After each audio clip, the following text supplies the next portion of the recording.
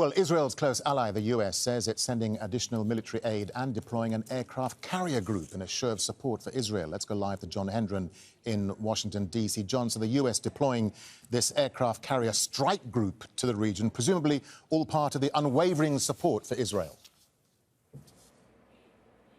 That's right. That unwavering support, Darren, comes in very tangible form. For those who don't know, an aircraft carrier strike group has an aircraft carrier and several boats around it capable of firing missiles and performing other devastating functions. So there's that. You've also got additional fighter jets that have been sent to the area.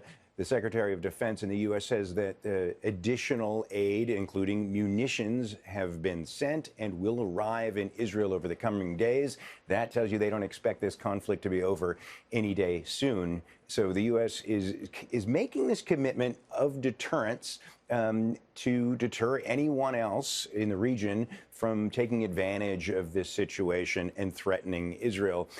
They are investigating the possibility that Iran might have been involved. So far, Antony Blinken says they don't have evidence of that.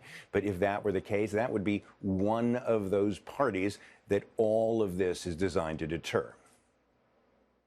This is a massive terrorist attack that is gunning down Israeli civilians in their towns, in their homes, and as we've seen so graphically, literally dragging people across the border with Gaza, including a Holocaust survivor in a wheelchair, women and children.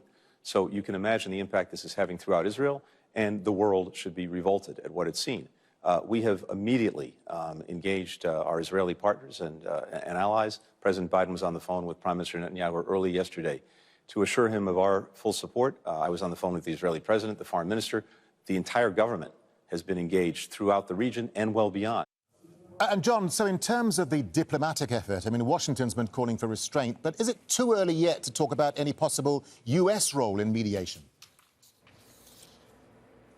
Well, the U.S. had been attempting to mediate between Israel and Saudi Arabia, trying to develop a new recognition of mutual recognition pact where those countries would normalize their relations. And now they find they're scrambling in crisis mode, and they are doing diplomacy. Blinken has been talking to his counterparts in the region in the Middle East and in North Africa.